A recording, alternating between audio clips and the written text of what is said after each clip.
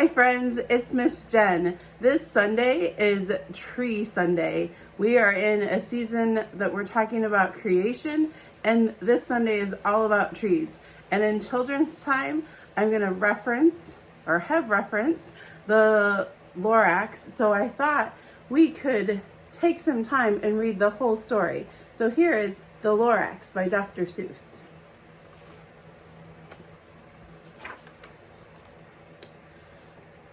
At the far end of town, where the grickle grass grows, and the wind smells slow and sour when it blows, and no birds ever sing excepting old crows, in the street of the lifted Lorax. Pretty gloomy, isn't it? And deep in the grickle grass, some people say, if you look deep enough, you can still see today where the Lorax once stood, just as long as it could, before somebody lifted the Lorax away. What was the Lorax, and why was it here, and why was it lifted and taken somewhere?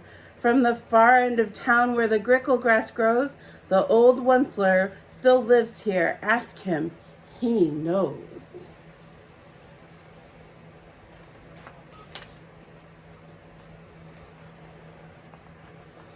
You won't see the Onceler, don't knock on his door. He stays in his lurkum on top of his store. He lurks in his lurkum, cold under the roof, where he makes his old clothes out of muffered moof.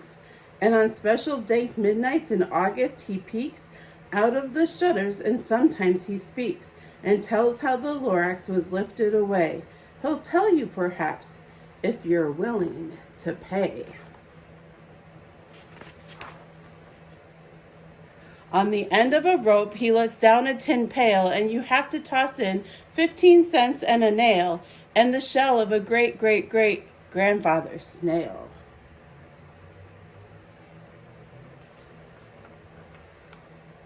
Then he pulls up the pail, makes the most careful count to see if you've paid him the proper amount.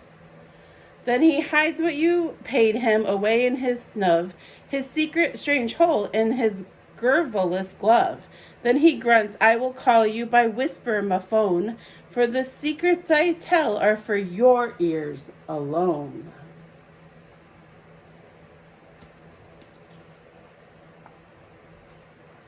Slump down slumps the whisper my phone to your ear, and the old Onceler's whispers are not very clear, since they have to come down through a snurgly hose, and he sounds as if he had smallish bees up his nose. Now I'll tell you, he says, with his teeth sounding gray, how the Lorax got lifted and taken away. It all started way back, such a long, long time back. Look at all the color. Way back in the days when the grass was still green, and the ponds were still wet, and the clouds were still clean, and the song of swans rang out in space, one morning I came to this glorious place. And I first saw the trees, the truffula trees, the bright-colored tufts of the truffula trees, mile after mile in the fresh morning breeze.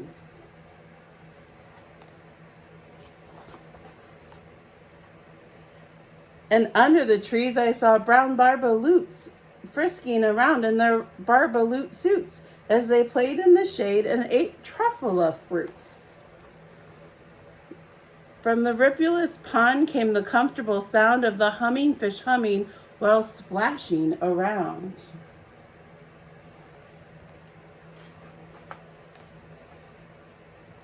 But those trees, those truffula trees. All of my life I've been searching for trees such as these. The touch of their tufts was much softer than silk, and they had the sweet smell of fresh butterfly milk. I felt a great leaping of joy in my heart. I knew what I'd do. I'd unloaded my cart.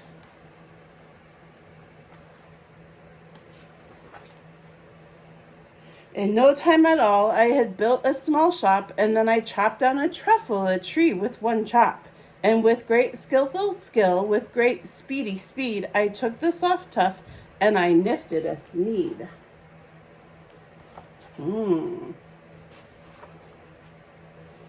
The instant I'd finished, I heard a gazoomp. I looked, I saw something pop out of the stump of the tree I chopped down. It was a sort of a man. Describe him? That's hard. I don't know if I can.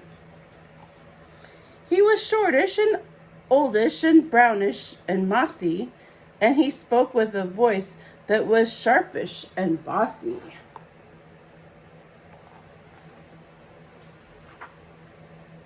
Mister, he said with a sawdusty sneeze, I am the Lorax, and I speak for the trees. I speak for the trees have no tongues, and I'm asking you, sir, at the top of my lungs. He was very upset as he shouted and puffed, what's that thing you've made out of my truffula tuft?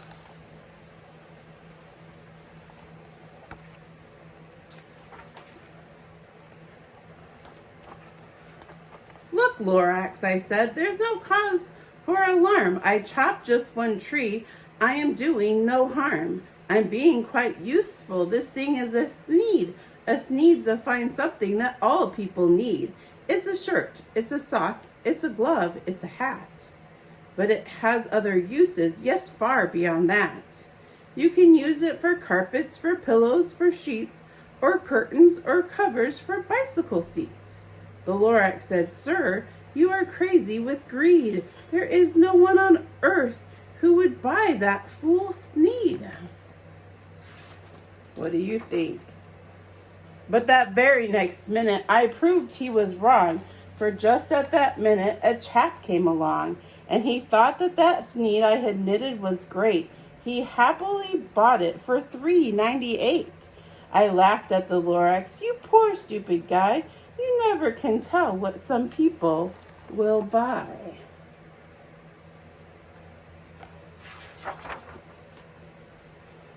I repeat, cried the Lorax, I speak for the trees. I'm busy, I told him. Shut up, if you please. I rushed across the room and in no time at all built a radio phone. I put in a quick call. I called all my brothers and uncles and aunts and said, listen here, here's a wonderful chance for the whole Wensler family to get mighty rich. Get over here fast, take the road North Nitch. Turn left at Weehonkin, sharp right at South Stitch. And in no time at all, in the factory I built, the whole Wensler family was working full tilt. We were all knitting needs, just as busy as bees, to the sound of the chopping of the truffula trees.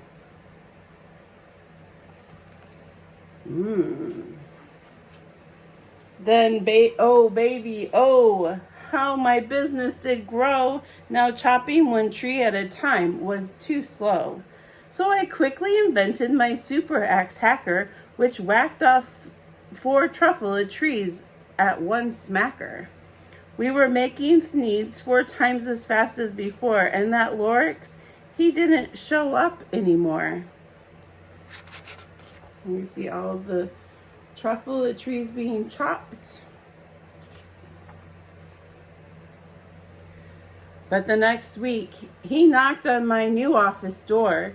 He snapped, I am the Lorax who speaks for the trees, which you seem to be chopping as fast as you please. But I'm also in charge of the brown barbaloots, who played in the shade in their barbaloot suits, and happily lived eating truffula fruits. Now, thanks to your hacking my trees to the ground, there's not enough truffula fruit to go around. And my poor barbaloots are all getting the crummies because they have gas and no food in their tummies. They loved living here, but I can't let them stay. They have to find food, and I hope that they may. Good luck, boys, he cried, and he sent them away. I, the Wensler, felt sad as I watched them all go, but business is business, and business must grow, regardless of crummies and tummies, you know.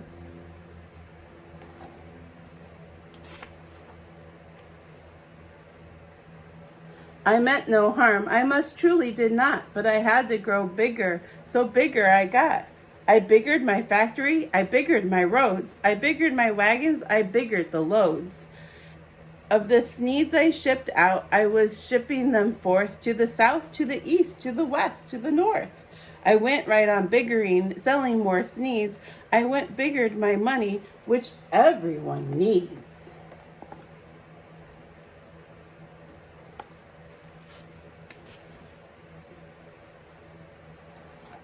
Then again, he came back. I was fixing some pipes when that old nuisance Lorax came back with more gripes. I am the Lorax, he coughed and he whiffed. He sneezed and he snuffled, he snargled, he sniffed.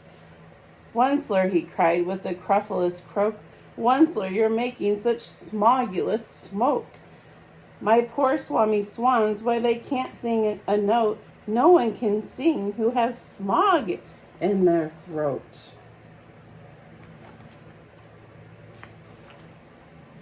And so, said the Lorax, please pardon my cough. They cannot live here, so I'm sending them off. Where will they go? I don't hopefully know. They may have to fly for a month or a year to escape from the smog you've smogged up around here.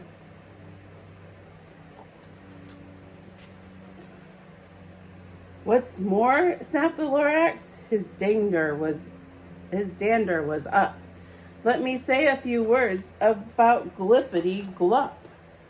Your machine chugs on day and night without stop, making gluppity glup, also sloppity slop. And what do you do with the leftover goo? I'll show you, you dirty Onceler man, you. That's a lot of gluppity glup. You're glupping the pond where the humming fish hummed. No more can they hum, from their gills are all gummed. So I'm sending them off. Oh, their future is dreary. They'll walk on their fins and get woefully wary in search of some water that isn't so smeary. Everybody's going away. And then I got mad. I got terribly mad. I yelled at the Lorax. Now listen here, Dad. All you do is yap yap and say bad, bad, bad, bad. Well, I have my rights, sir, and I'm telling you, I intend to go on doing just what I do.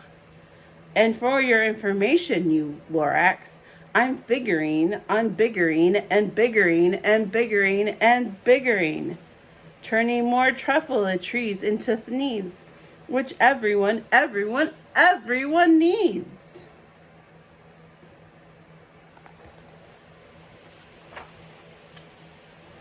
And at that very moment, we heard a loud whack. From outside in the fields came a sickening smack of an axe on a tree. Then we heard the tree fall, the very last truffle tree of them all.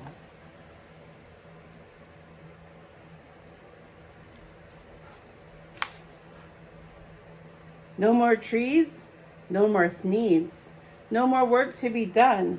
So in no time my uncles and aunts, every one, all waved me goodbye. They jumped into my cars and drove away under the smoke-smuggered stars. Now all that was left neath the bad-smelling sky was my big empty factory, the Lorax, and I.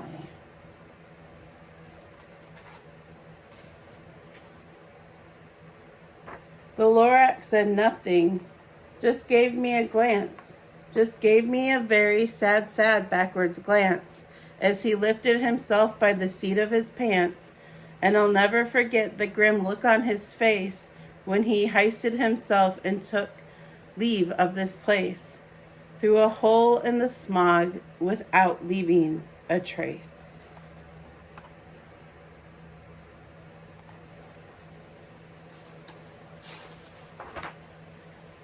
And all that the Lorax left here in the mess was a small pile of rocks with the one word, unless.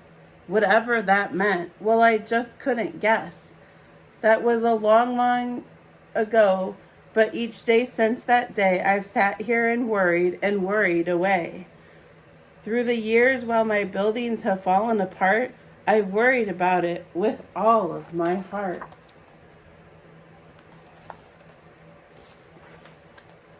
But now, says the Onceler, now that you're here, the word of the Lorax seems perfectly clear. Unless someone like you cares a whole awful lot, nothing is going to get better. It's not.